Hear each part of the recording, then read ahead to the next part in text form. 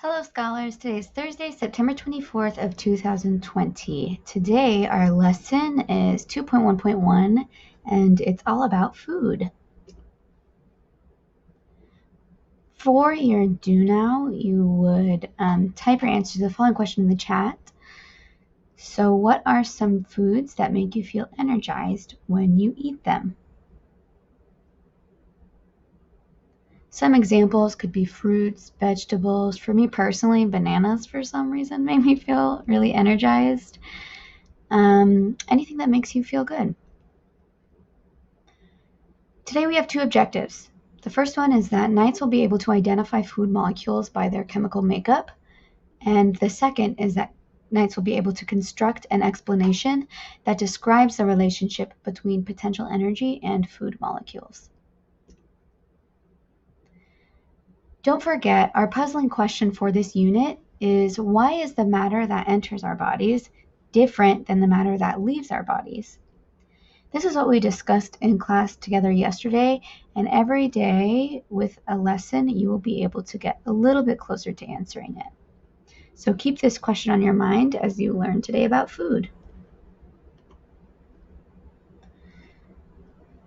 Here's a quick stop and jot, and you can write your answer to this question in your notes.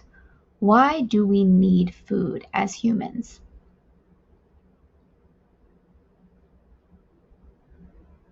Well, we need food for one critical reason, and that's energy.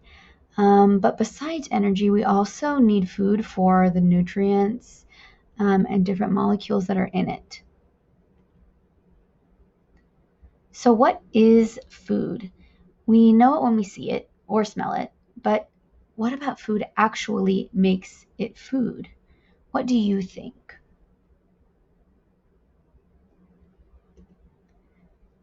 When we talk about food, we're talking about things that are made out of food molecules, and there are three types. The first type is called lipids. The second is called proteins. And the third is called carbohydrates. These words probably sound familiar. I want you to take a minute or two to observe these pictures. Try to identify some things that they have in common and some things that they have that are different.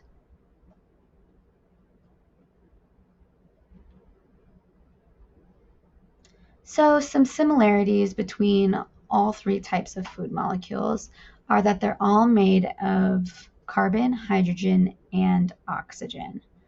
Proteins are the exception, sort of, because they also have nitrogen. Another similarity that the three have is that they are full of energy, and all three of them can be used for energy. So the differences would be that lipids are usually in long chains, like we saw in the image from the slide before. Proteins often have like a circular shape, and carbohydrates make very large and complex coiled up molecules. So let's talk about food molecules. Any food molecule is a molecule with a ton of chemical energy. Chemical energy is a type of potential energy, and it's contained in the bonds that hold atoms together. All of them, all food molecules, are primarily carbon compounds. That just means that they contain carbon. In this image, those black atoms, those are carbon.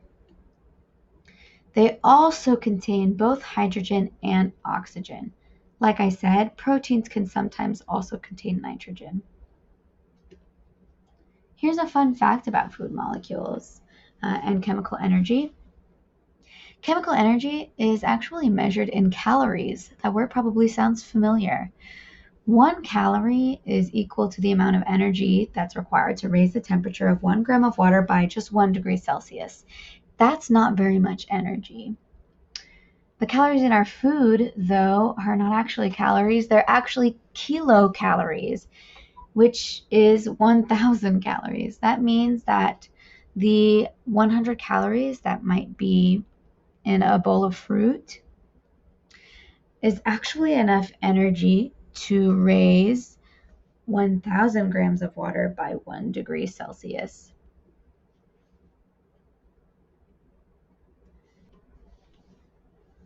Let's talk about lipids first. Lipids are fats, oils, waxes, and cholesterol, so things like olive oil or butter. I want you to think about this question. Why do you think we need fats? Well, in our bodies, fats help protect your organs and they help with insulation to keep your body warm. Fats are also a really important component of the cells that make up your entire body. When you're identifying lipids, you're looking for long chains of carbon with a lot of different branches of hydrogen, and usually you'll have 1 or 2 oxygen atoms at the ends.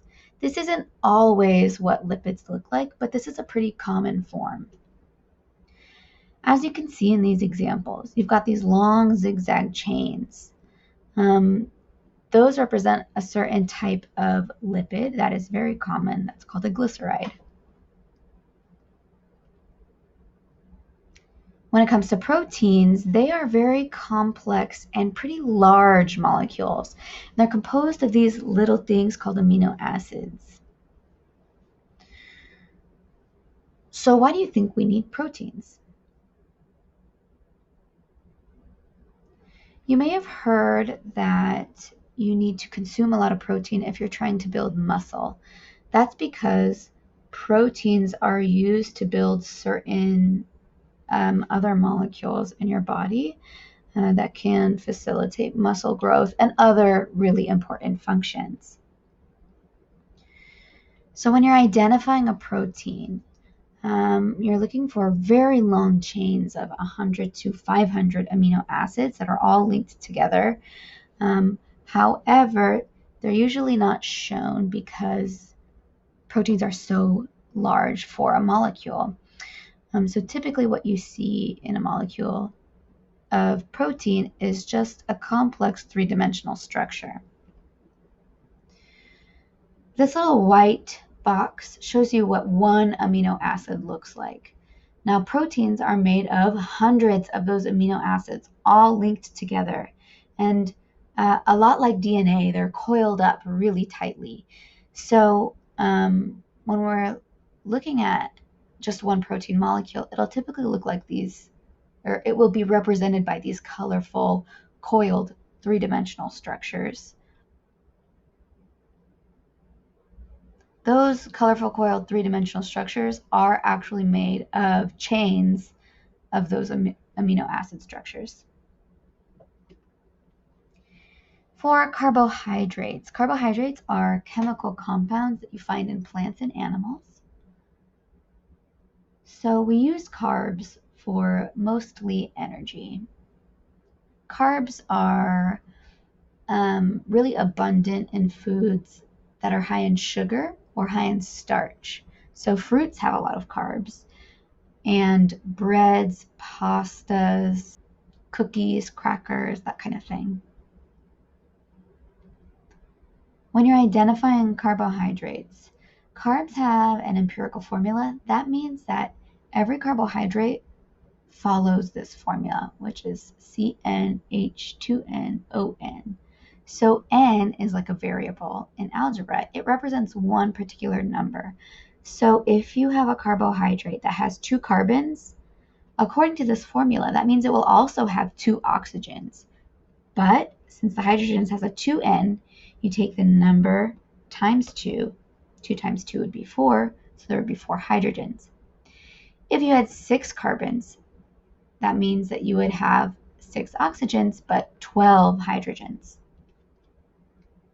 Here are a couple of examples. The larger molecule, I believe, is lactose, which is found in milk. If you count the black atoms, those are carbons, you'll see that there are 12. So the number of oxygens should be the same.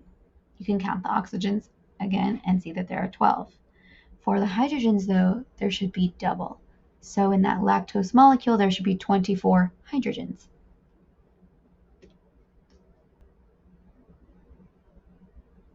So for your guided practice section, you will look at these individual molecules and determine, is this a lipid, protein, or carbohydrate?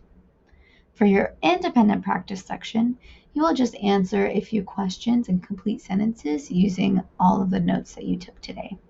If you have questions, please reach out to me via Hangouts. I will be available most of the day until 5 p.m. And I hope you have a great day.